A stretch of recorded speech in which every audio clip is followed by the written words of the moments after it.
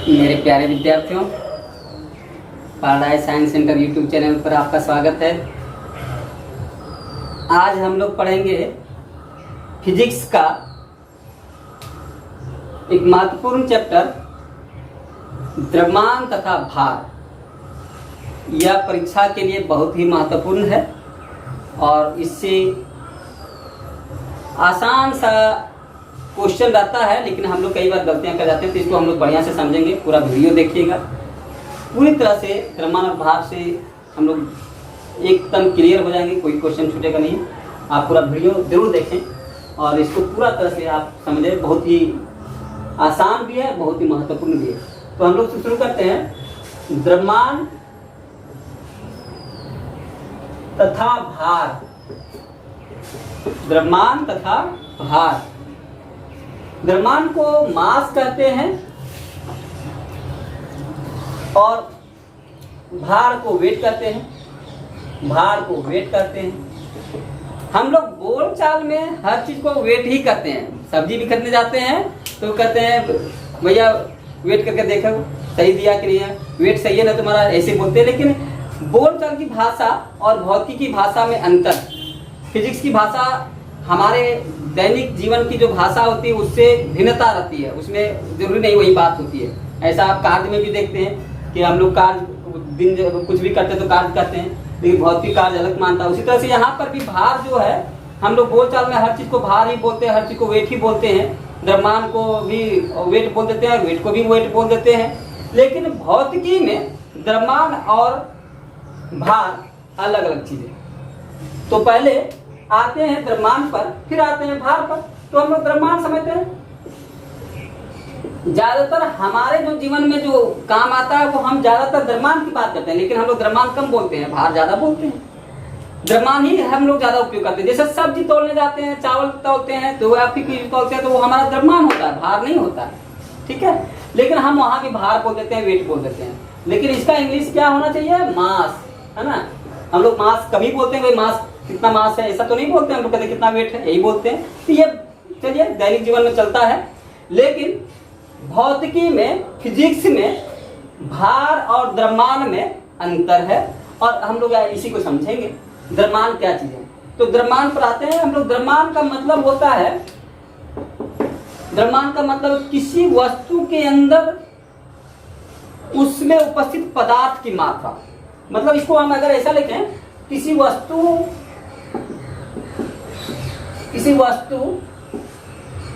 के अंदर निहित पदार्थ की मात्रा, निहित पदार्थ की मात्रा को द्रव्यमान कहते हैं। पदार्थ की मात्रा, कौन सा पदार्थ? जैसे ये प्लास्टिक पदार्थ से बना है तो कितनी मात्रा लिया गया, तो इसका मात्रा से मतलब है मात्रा कम कर देंगे, तोड़ दें तो आधा हो जाएगा, मात्रा और बढ़ाते हैं तो द्रव्यमान ज्यादा हो जाएगा। यानी इसके अंदर कितने अणु है, कितने इसके प्लास्टिक जो भी बने हो, पॉलीमर्स लिए हो, इथिलीन लिए हो, जो भी, तो उसके कितने अणु लिएंगे उस हिसाब से इसका भार बढ़ेगा। जैसे हम लोग प्रत्येक अणु का कोई भार होता है, तो भार यहाँ पर शब्द दैनिक जीवन के हिसाब से बोल रहे हैं, लेकिन यहाँ द्रव्यमान होता है प्रत्येक अणु का, है ना। तो उसी तरह से यहाँ पर यह समझे कि एक पदार्थ की जो मात्रा होगा उसे हम कहेंगे द्रव्यमान। और एक चीज है, देखिए, जब पदार्थ की मात्रा है तो द्रव्यमान होता है। ये जो मात्रा आता है वो वस्तु है तो ये हमेशा स्थिर रहता है, ध्यान रखेंगे, ये हमेशा स्थिर रहता है। द्रव्यमान जो है कई बदलता है। तो लिखेंगे अगला बार, यह सदैव स्थिर रहता है, यह सदैव स्थिर रहता है।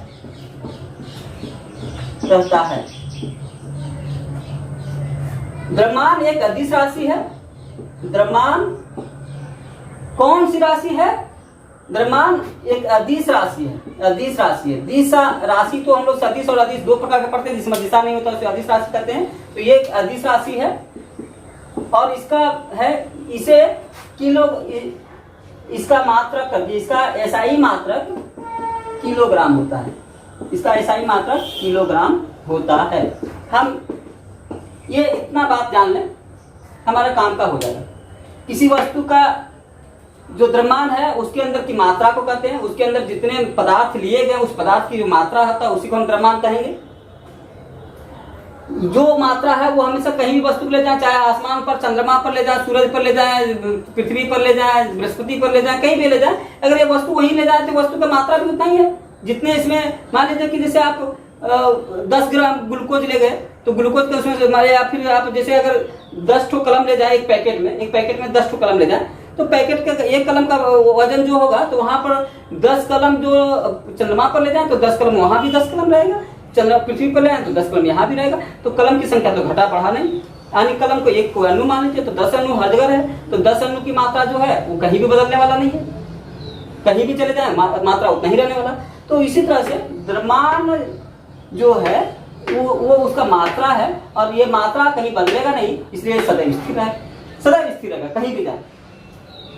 और इसका चूंकि इसका ये कोई इससे दिशा से मतलब नहीं होता है, इसलिए इसका कोई दिशा की जरूरत नहीं, इसलिए कौन सा राशि है? अदिश राशि है। इसको हम लोग तौलते हैं किलोग्राम में, जो हम लोग जनरली जैसे सब्जी चावल या फिर किसी चीज को जो वजन से तौल कर लेते हैं वो यही है, तो इसको हम लोग किलोग्राम में बोलते हैं, इतना किलोग्राम चाहिए, 2 किलोग्राम 5 किलोग्राम ऐसे बोलते हैं, तो ये ऐसा ही मतलब। तो हमारा बोल चाल का जो चीज होता है वो हम द्रव्यमान ही बोलते हैं, ज्यादातर हम द्रव्यमान का उपयोग करते हैं।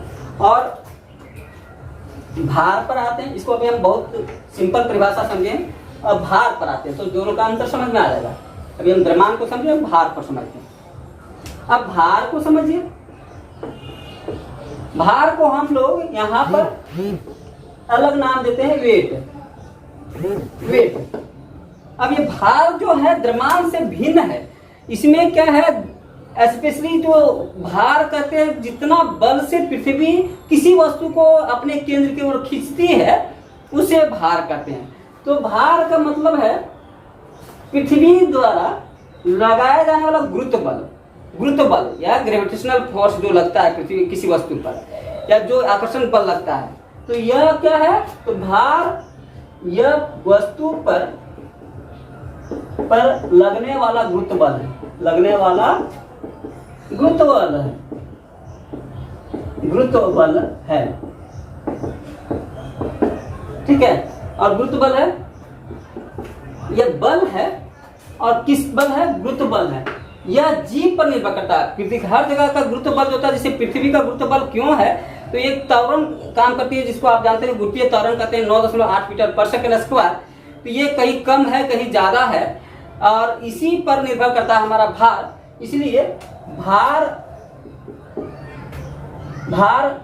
पृथ्वी के जी, आप ऐसे कर सकते हैं, भार जी के मान पर निर्भर करता है। सिंपल, कहीं पृथ्वी पर है तो पृथ्वी का जी का मान, चंद्रमा पर तो चंद्रमा का जी का मान, सूरज पर तो सूरज के जी का मान, तो कहाँ जहां का जी का भार जी के मान पर निर्भर करता है, मान पर निर्भर करता है।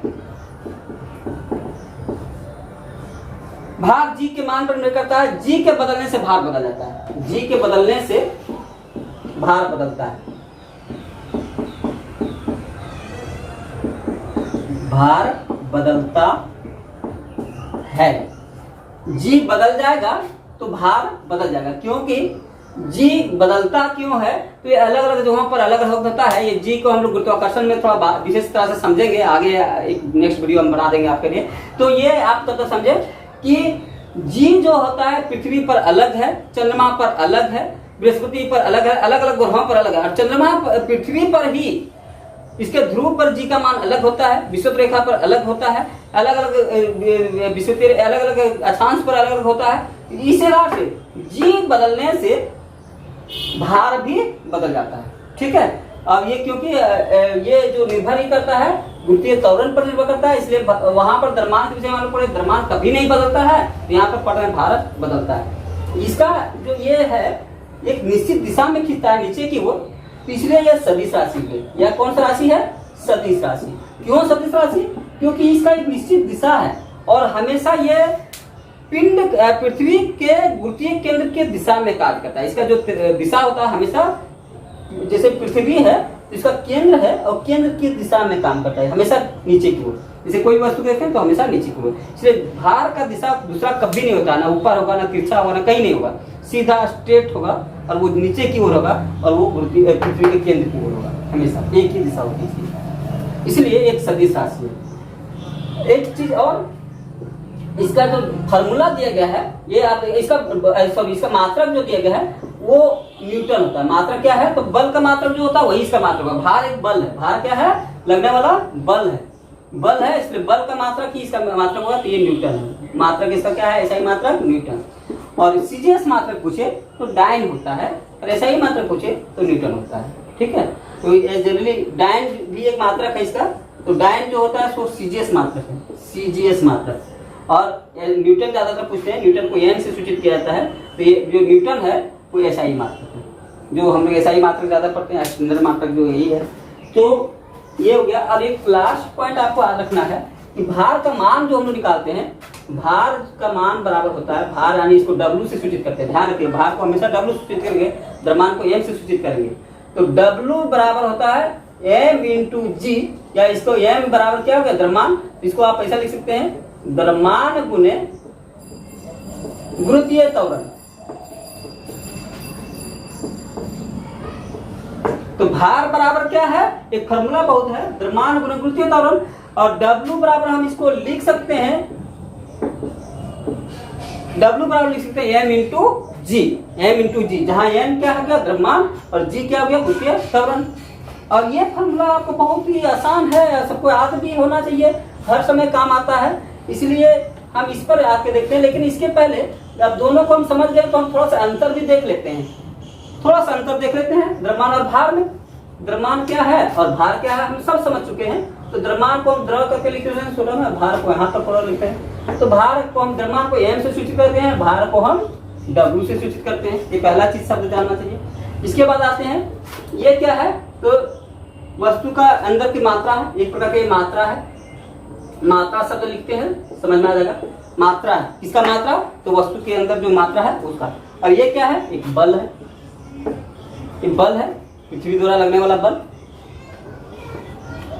ये हमेशा स्थिर रहता है, ये हमेशा स्थिर रहता है, नियत रहता है, स्थिर, या इसको नियत शब्द भी लिखा रहेगा तो एक ही बात होगा, नियत होता है, हमेशा स्थिर रहता है, बदलता नहीं है। या जी बदलने पर बदलता है, जी बदलने पर बदलता है। कब बदलेगा? जी बदलने पर बदलता है, जी बदलने पर बदलता है। ये जी बदलने से नहीं बदलेगा, जी को बदल जाने से M द्रव्यमान नहीं बदलेगा, लेकिन इसको जी को बदल जाने से ये बदल जाएगा। ठीक है, द्रव्यमान जो है जी पर निर्भर नहीं करता है, ये जी पर निर्भर करता है। इसके विषय में हम लोग पढ़े थे, ये अदिश राशि है, इसका कोई दिशा जरूरत नहीं है। और इसके विषय में पढ़े थे हम लोग ये सदिश राशि है, ये सदिश राशि है। ठीक है, इसके मात्रक के विषय में हम लोग पढ़े थे। इसका मात्रक क्या होता था? Kilogram, kilogram, KG, KG. इसका मात्रक क्या होता है? इसका मात्रक हम लोग पढ़े थे न्यूटन या एन। ठीक है, अब इसके विषय में एक चीज और लिखे थे हम लोग, यहाँ पर लिखे थे W बराबर क्या होता था? W बराबर हम लोग पढ़े थे M इंटू जी, W बराबर M इंटू जी। तो अगर M हमको पता करना है तो हम लिख सकते हैं M बराबर W बटा जी, ये भी लिख सकते हैं कि नहीं? ठीक है, जो यहाँ पर हम पढ़े थे W बराबर M इंटू जी, इसको हम लिख सकते हैं M बराबर W बटा जी। यहाँ पर M क्या है भैया? द्रव्यमान, और W क्या है? भार, और G क्या है? गुरुत्वीय त्वरण। तो ये पॉइंट हम लोग एक बार बस इतना जान लें तो हमारा अंतर समझ में आ जाएगा, बस यही है। द्रव्यमान एक मात्रा है जो वस्तु के अंदर निश्चित रूप में रहती है, वो कभी बदलता नहीं है, चाहे वो जी बदल जाए या कम हो जाए या ज्यादा हो जाए, उससे कोई मतलब नहीं है। बल है, भार क्या है? बल है, जो पृथ्वी जिस बल से खींचती है उसको हम बल भार कहेंगे। जैसे कभी हमको अगर तेज से खींचेंगे तो हमारा भार बढ़ जाता है, कभी बहुत कम खींचती है तो हमारा भार कम हो जाता है। कभी कभी आप ऐसा मानते हो, जब आप बड़े सा झूला झूलते हो ना, टावर झूला, तो देखते हैं कि जब ऊपर जाते हैं तो आपका भार बढ़ जाता है, तो उसमें ठीक लगता है, और जब नीचे गिरते हैं उसमें आपका भार कम हो जाता है, इसलिए करने लगते हैं, क्योंकि उसे लगता है कि मेरा भार बहुत हो गया, वेटलेस हो गया, हल्का हो गया, अरे भाई क्या हो गया, मुझे तो बिल्कुल लग ही नहीं रहा कि हम वजन है, पत्ता की तरह हल्का हो गया। तो ऐसा क्यों लगता है? क्योंकि आपका जी उसमें आपका भार घट जाता है, जी के सापेक्ष आप भी नीचे उतर रहे हैं, इसलिए गुरुत्वीय त्वरण के साथ माइनस हो जाता है। हम लोग बाद में जब इसको पढ़ेंगे गुरुत्वाकर्षण में तो हम और समझेंगे, लेकिन आप समझिए जब नीचे आते तो भार घट जाता है उसमें, इसलिए हमको थोड़ा सा अनकंफर्ट लगता है। और द्रव्यमान हमें कोई अंतर नहीं होता, द्रव्यमान वही है, आप वही हैं, जितना आप है उसका आपका द्रव्यमान, लेकिन भार आपका कट जाता है, इससे आपको अनकंफर्ट होता है, आसान नहीं लगता, अच्छा नहीं लगता। द्रव्यमान के विषय में और हम लोग कहेंगे स्थिर रहता है, ये कभी नहीं बदलता, क्योंकि इसको जी बदलने से कोई फर्क नहीं पड़ता है। जो मात्रा है कहीं भी ले जाइए, ये मात्रा उतना ही रहेगा, तो इसका द्रव्यमान वही रहेगा, इसलिए बदलता नहीं। और ये बदलता है क्योंकि जी बदलता है तो ये बदल जाएगा। इसका राशि से मतलब ये कोई दिशा से मतलब नहीं है, इसलिए इसको अदिश राशि कहते हैं। और इसको दिशा से मतलब है, इसलिए इसको कहते हैं सदिश राशि। इसका दिशा किधर होता है भार का? हमेशा पृथ्वी के केंद्र की ओर, एक दिशा, हमेशा पृथ्वी के केंद्र की ओर, कोई और दूसरा दिशा नहीं, एक दिशा। और इसका मात्रक किलोग्राम और इसका मात्रक न्यूटन। ये वजन को हम जो तोलते हैं, द्रव्यमान को जो हम लोग बातचीत करते हैं, जो बाजार में लेते हैं, सब्जी भी लेते हैं, वो वही हमारा द्रव्यमान हुआ। और जब हम भार की बात करेंगे तो हमको निकालना पड़ेगा। हम भार नहीं तोलते हैं, हमेशा भार हम निकालते हैं। जैसे हम कहें कि 5 किलो चावल लाए, तो 5 किलो चावल के लिए आप ये 5 किलो जो बोले, ये क्या हुआ? आपका द्रव्यमान हुआ।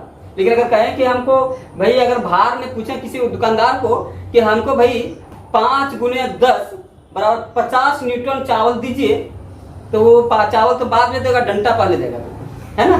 तो ऐसा है कि क्योंकि कहेगा ये कोई जरूर निश्चित है, अपना दिमाग खराब है, हमारा दिमाग खराब करने आया है, ज्यादा पढ़ लिया, ठीक है। इसलिए हमें तो क्या है कि हम भले बोलते हैं कि भाई हमरा वेट करके दिखाओ कितना चाहिए, तो 5 किलोग्राम, तो बोलते हैं वेट और बोलते हैं किसी में मात्रक बोलते हैं किलोग्राम में। वो चलिए दैनिक जीवन में वो सही है। लेकिन अगर आप कहीं 50 न्यूटन बोलते हैं 5 किलोग्राम को भार के हिसाब से, जैसा आप भार बोलते हैं, तो वो नहीं समझ पाएगा। इसलिए आप जो बोलते हैं वही बोलना है। किलोग्राम बोलते हैं किलोग्राम बोलिए, जैसे बोलते हैं वैसे बोलिए, लेकिन समझना है, फिजिक्स से आप पढ़ रहे हैं तो ये भार अलग चीज है और द्रव्यमान अलग चीज है, ठीक है। ये हम लोग इसको थोड़ा कुछ न्यूमेरिकल्स देख लेते हैं, इसके कुछ प्रश्न देख लेते हैं। बहुत आसान प्रश्न होते हैं, इसलिए कुछ प्रश्न इसको देख लिया जाए।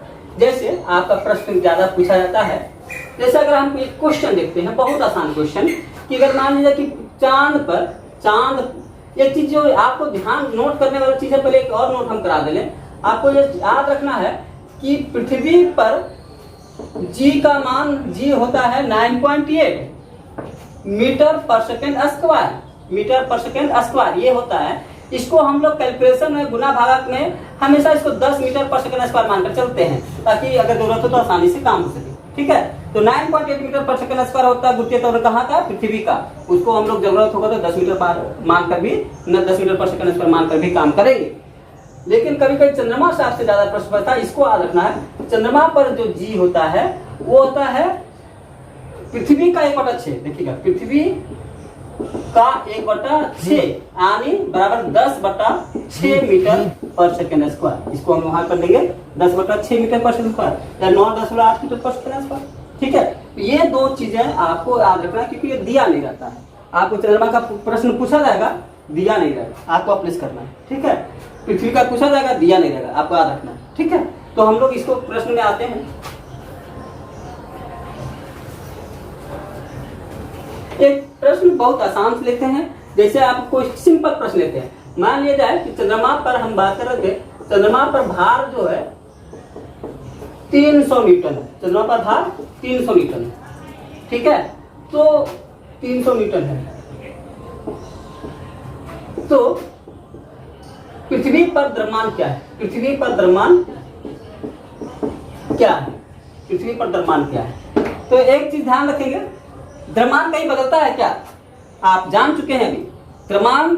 अरे भाई दिमाग याद करो, द्रव्यमान कभी नहीं बदलता है, द्रव्यमान एक मात्रा है, कभी बदलता नहीं है। बदलता क्या है? भार। तो हमको भार तो बदलने वाला चीज तो दे दिया है। यार पूछ क्या रहा है? द्रव्यमान, द्रव्यमान पूछ रहा है। तो द्रव्यमान चाहे चंद्रमा पर, पृथ्वी पर पूछे, चंद्रमा पर पूछे, चाहे सूर्य पर पूछे, चाहे बृहस्पति पर पूछे, उससे हमको कोई मतलब नहीं है। द्रव्यमान के लिए कोई अंतर नहीं है। तो हम लोग एक फार्मूला जानते हैं, W बराबर m × G। ये फार्मूला को आपको रट के रखना है।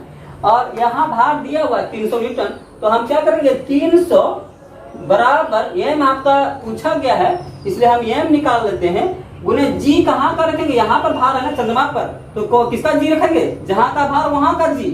भार पृथ्वी पर तो पृथ्वी का G, भार चंद्रमा पर तो चंद्रमा का G लिखेंगे। तो चंद्रमा पर G कितना होता है? चंद्रमा पर G होता है 10/6। अभी लिखे थे ना कि पृथ्वी का 1/6, तो हम 10/6 लिख लेते हैं। पृथ्वी का जो होता है 10 मानते हैं, तो उसका 1/6 यानी 10/6 हो गया। इसीलिए अब इसको हम m छोड़ देते हैं, तो हमारा m बराबर क्या हो जाएगा भाई? तो 300 गुने 6/10, एक इधर जाएगा बराबर के उधर, तो 6 गुना हो जाएगा, 10 नीचे आ जाएगा, और ये कटेगा, हो जाएगा कितना, 30 का 80, 180 किलोग्राम द्रव्यमान है, इसलिए मात्रक देना पड़ेगा किलोग्राम। तो 180 किलोग्राम हो गया। कहां का द्रव्यमान निकला, कहां का द्रव्यमान निकला? सब जवाब देंगे अरे भाई हम लोग बोलेंगे कहां का, और पृथ्वी का निकला। नहीं भाई, पृथ्वी का नहीं, ये पूरा संसार पूरा ब्रह्मांड का द्रव्यमान निकल गया। कहीं का भी पूछे कहीं द्रव्यमान यही रहेगा, चाहे वो चंद्रमा का पूछे, चाहे ये पृथ्वी का पूछे, सूरज का पूछे, बृहस्पति का पूछे, बुध का पूछे, कहीं का पूछे, घर का पूछे, ध्रुव का पूछे, विषुवत रेखा का पूछे, कहीं का पूछे, सब एक ही 180 किलोग्राम। क्यों बार बार एक ही बात क्यों? अब भाई मैं कह चुका हूं कि द्रव्यमान जो कभी बदलता ही नहीं है, इसलिए बस एक ही जवाब कि जब भी द्रव्यमान पूछे तो कहीं का भी पूछे एक ही जवाब, है ना? चंद्रमा पूछे चाहे, ठीक है, स्पष्ट हो गया ना? तो ये स्पष्ट है कि हमारा एक प्रश्न रहेगा इस तरह से, और द्रव्यमान कहीं का पूछेगा एक ही जवाब होगा। चंद्रमा की पूछा तो एक जवाब देते, और पृथ्वी पूछा तो एक ही जवाब देंगे, ठीक है। आगे क्वेश्चन दूसरा लेते हैं। एक प्रश्न आपके लिए, जैसे आप ही के लिए लेते हैं, चलिए आपके लिए। भाई आप हमें देखने में, शायद आप हमें देख रहे होंगे, आपको तो हम नहीं देख पा रहे हो, मुझे देख रहे होंगे। मेरा वजन कितना होगा मान लो, चलिए 40-45 किलो तो होंगे ही, चलो मान लेते हैं मेरा वजन 50 किलो है। कितना मान लेते हैं? 50 किलो। एक व्यक्ति, वह द्रव्यमान कितना है? 50 किलो। तो 50 किलोग्राम के व्यक्ति का भार पूछा जाए, 50 किलोग्राम व्यक्ति, द्रव्यमान 50 किलोग्राम, व्यक्ति का भार बराबर क्या? एकदम इजी क्वेश्चन, भार बराबर क्या? तो क्वेश्चन W बराबर m×g। इससे भी ऐसे भी प्रश्न पूछे जाते हैं, ये ऐसे पूछना भी थोड़ा आपके मान हानि की बात हो जाएगी, लेकिन पूछता है तो आपको जवाब देना है, क्या करना है। तो W बराबर क्या हो जाएगा भाई? 50 गुने g बराबर 10। 50 गुने g बराबर, g का मान क्या है? किसके लिए हम पूछे? अगर कुछ नहीं पूछा तो हम समझ लेंगे पृथ्वी पर हम है, वो तो बोला नहीं चंद्रमा पर। आप कहां पर हैं? पृथ्वी पर हैं, इसलिए हम अपने आप को पृथ्वी पर समझ कर ही जवाब देंगे, ठीक है। हाँ, अगर ये कहता है चंद्रमा पर, कहता है बृहस्पति पर, तो उसका हिसाब से सोचेंगे, लेकिन अगर कुछ नहीं कहा तो हम पृथ्वी पर है, इसलिए पृथ्वी पर ही बात जवाब देंगे। इसलिए जी किसका लिखेंगे? 10 का, और इसी बराबर होगा 500 न्यूटन। अब नहीं तो यहाँ 9.8 लिख सकते हैं, तो 9.8 में जितना आंसर होगा वो भी आपको आ सकता है ना। तो आपका हम शॉर्टकट के लिए समझाने के लिए लिख रहे हैं, बाकी तो गुना पागा महर्षि भी तेज आपका, चलिए हो जाएगा, ठीक है। तो 500 न्यूटन ये आपका किसी भी 50 किलोग्राम व्यक्ति का भार जो है ये 500 न्यूटन, यानी आप 50 किलोग्राम है तो आपका भार बोला जाए तो 500 न्यूटन, और अगर द्रव्यमान पूछा जाए तो 50 किलोग्राम। अब उल्टा प्रश्न ये करते हैं, एक उल्टा प्रश्न ये है कि अगर एक व्यक्ति, जैसे अगर यहाँ पर एक व्यक्ति का भार, एक व्यक्ति का द्रव्यमान ही बोलते हैं, द्रव्यमान 60 किलोग्राम है पृथ्वी पर, तो चंद्रमा पर भार क्या होगा? तो चंद्रमा पर भार क्या होगा? तो चंद्रमा पर भार, तो आप इसका जवाब बना लीजिए भाई, हम समय दे रहे हैं। चलिए आप कॉपी कलम निकाल के आप फटाफट जवाब दीजिए, अपना वीडियो पॉज करिए, वीडियो को रोकिए, पहले बनाइए, आंसर दीजिए, फिर आप वीडियो को चालू कीजिए, ठीक है। तो चलिए आगे होगा आंसर, हमें लगता है आप बहुत आसान से आगे होगा। क्या करना है? कोई फॉर्मूला नहीं, दूसरा एक ही फॉर्मूला, W बराबर m×g, W बराबर m×g, इस फॉर्मूला पर करिए। क्या करना है? कुछ नहीं, हमें तो आपको W ही पूछा गया, भार ही पूछा गया, तो भार हम लिखते हैं, हमें W पता करना है, m हमको पता है, m कितना है? 60 किलोग्राम। अरे भाई 60 किलोग्राम कहाँ का है? पृथ्वी का है। ये द्रव्यमान कहाँ का है? पृथ्वी पर। तो चंद्रमा पर द्रव्यमान निकालना पड़ेगा क्या? नहीं, द्रव्यमान कहीं बदलता नहीं है, इसलिए द्रव्यमान वही रहेगा। इसलिए W बराबर, यहाँ ये m हमेशा वही रखेंगे 60 किलोग्राम, चाहे जहां कभी पूछे। और G जो है हम बोल चुके हैं कि पृथ्वी का 1/6 होता है, इसलिए पृथ्वी G का मान यहाँ चंद्रमा पर भार निकालना है, तो चंद्रमा पर भार निकालना है, इसलिए G गुने 1/6 होता है ना, इसको हम लिखेंगे बराबर 60 गुने 10/6। 10 मानते हैं धरती का, उसका भाग देते हैं 6, और ये कट जाएगा, 10 आया, बराबर आंसर होगा 100 न्यूटन। देखिए सभी का सही आया, आ गया होगा सही सही, हम जानते हैं आप समझ गए हैं, सभी लोग स्मार्ट बॉय हैं, किसी का गलत नहीं होगा पक्का। चले तो हम लोग ऐसे ही होता है, एक अगर एक उल्टा प्रश्न हम पूछें कि एक व्यक्ति धरती पर 2 मीटर उछलता है तो चांद पर कितना उछलेगा? प्रश्न ऐसा कर दे कि धरती पर कितना उछलता है? धरती पर 2 मीटर उछलता है, तो चांद पर कितना उछलेगा? तो चांद पर कितना उछलेगा, है ना? उछलेगा कई मीटर? चांद पर उछलेगा कितना उछलेगा भाई?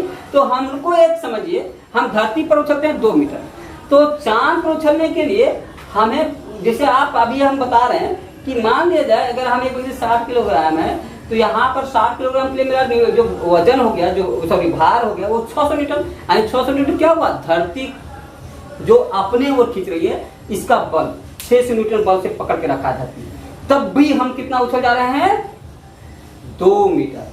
अब अगर ये हमको कम पकड़े तो हम क्या उछलेंगे? ज्यादा। और कम पकड़े तो और ज्यादा, और कम पकड़े तो और ज्यादा। अगर ये 600 खींचता है तो हम 2 मीटर उछलते हैं, और कहीं 6 गुना कम पकड़े, कम खींचे तो हम 6 गुना ज्यादा उछल जाएंगे। और अगर हम चंद्रमा पर ले जाएं तो चंद्रमा पर भार क्या होता है? पृथ्वी का 1/6। तो ये जानते हैं चंद्रमा पर भार पृथ्वी का 1/6 होगा, पृथ्वी का 1/6 होगा, है ना? यानी 6 गुना कम पकड़ता है चंद्रमा, इसलिए उछलने की ऊंचाई 6 गुना अधिक होगा। ऊंचाई बराबर 6 गुना अधिक, 6 गुना अधिक। ये 6 गुना कम पकड़ेगा, इसलिए 6 गुना अधिक उछलेगा। तो हम यहाँ पर 2 मीटर उछलते हैं, इसलिए ऊंचाई बराबर, इसका उछलने की ऊंचाई कितना हो जाएगा? तो करेंगे 2 गुने 6 बराबर 12 मीटर। 6 गुना अधिक, इसलिए 12 मीटर। ठीक है, क्योंकि हम चांद पर वहां ज्यादा उछलेंगे, 12 मीटर उछलेंगे। उसी तरह से अगर उल्टा पूछे तो हम अगर 12 मीटर चांद पर उछलते हैं तो धरती पर कितना उछलेंगे? तो यहाँ बढ़ गया, ज्यादा मजबूत से पड़ गया, इसलिए कम ही उछल पाएंगे, 2 मीटर उछलेंगे। ठीक है, तो ऐसे प्रश्न आते हैं, आप लोग बहुत आराम से समझ गए होंगे। तो पूरा वीडियो आप देखिए, पसंद आया होगा तो एक बार सब्सक्राइब और लाइक कर ही दीजिएगा, बोलने की तो जरूरत है नहीं। तो आप लोग ऐसे ही मेरा वीडियो को लाइक सब्सक्राइब करते रहिए, और हम भी आपके लिए अच्छे अच्छे वीडियो लाते रहेंगे।